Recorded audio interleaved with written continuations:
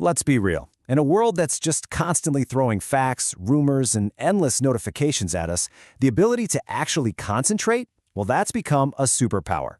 So today, we're going to unlock the science behind that deep focus state we call flow and show you how to win the war for your most valuable asset, your attention. Okay, let's just dive right in.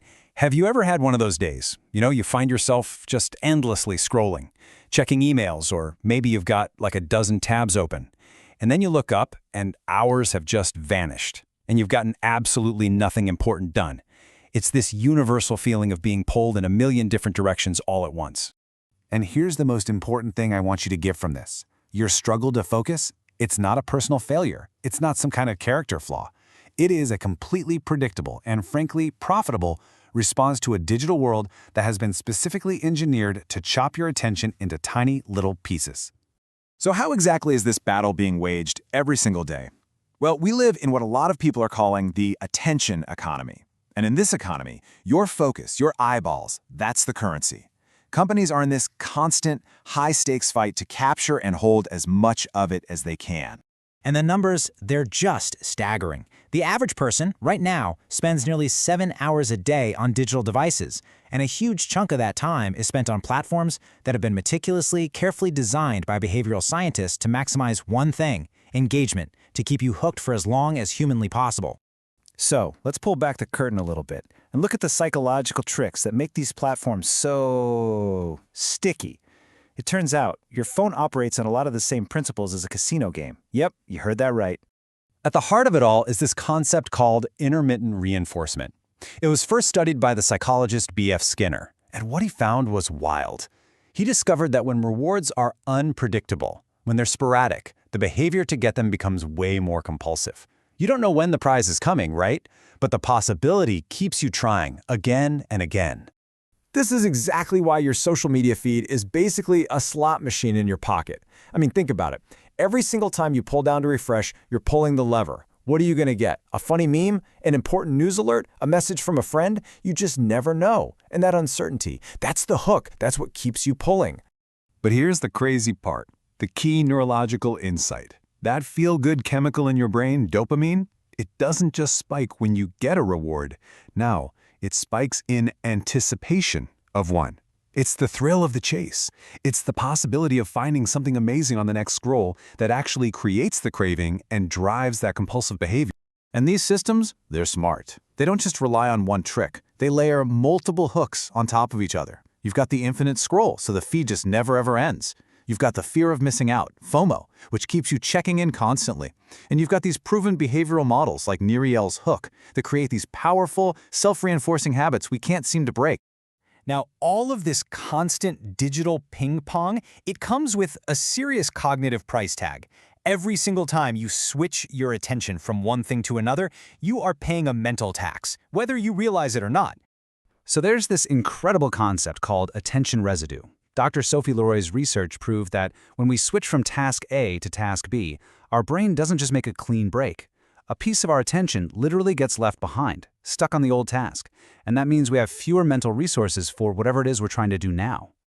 The impact this has on our productivity is just huge. Research shows that because of these constant digital interruptions, it takes employees 27% longer to get their work done. That quick glance at your email, yeah, it's not so quick after all. And it's not just about speed, it's about quality too. The same studies found that these interruptions lead people to commit up to twice as many errors in their work. So we're working slower and we're making more mistakes. It's a lose-lose. So over time, all this cognitive drain leads to a feeling I think a lot of us know really well: social media fatigue.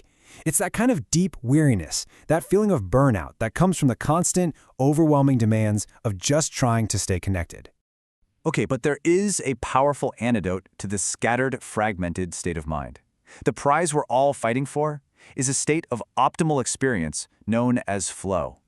The psychologist Mihaly Csikszentmihalyi, who basically pioneered all this research, he described flow as being so completely absorbed in what you're doing that the rest of the world just fades away. It's that feeling when you're so engaged that the experience itself becomes the reward. This is what it feels like to be in the zone, right? Time seems to warp. Hours can feel like minutes. That little voice in your head, your inner critic, it just goes silent. Your concentration is absolute, and the work itself, it feels almost effortless, like it's just pouring out of you. And what's so cool is that neuroscience is now confirming what people have been talking about for centuries. When they put people in brain scanners, they see that during a flow state, there's reduced activity in the parts of the brain responsible for self-monitoring and criticism. You are literally operating with less internal friction. So, here's the good news. Flow isn't just some magical state that happens by chance. You can intentionally, deliberately create the conditions for it. You can build a system to fight back against all this distraction and reclaim your ability to do deep, meaningful work. And here's a really simple, actionable framework to get you started. It's a 3-step battle plan. First, you have to take control of your physical and your digital environment. Second, you need to actively train your brain to resist distraction. And third, you can use specific tools to support rather than sabotage your focus. Think of these strategies as building your mental muscle. For instance, practicing mindfulness helps you get better at just noticing when your attention wanders. And this one's a big one. Embracing boredom. Not reaching for your phone in every single quiet moment. That actually recalibrates your brain and builds its tolerance for sustained focus. And get this, even your choice of audio matters. Most music, your favorite songs, they're designed to grab your attention with lyrics and catchy hooks, right? But functional music is different. It's scientifically designed with specific acoustic properties, like subtle pulses in the sound, that actually help your brain enter and stay in a focused state without distracting you. It's a tool. I want you to really let this sink in. The goal is not to work more hours. It's to improve the quality of the hours you do work. A short period of intense, truly uninterrupted focus will always produce better results than a full day of fractured, multitasking chaos.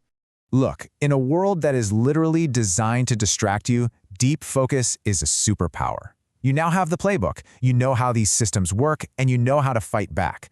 So the only real question left is, how are you going to use this power?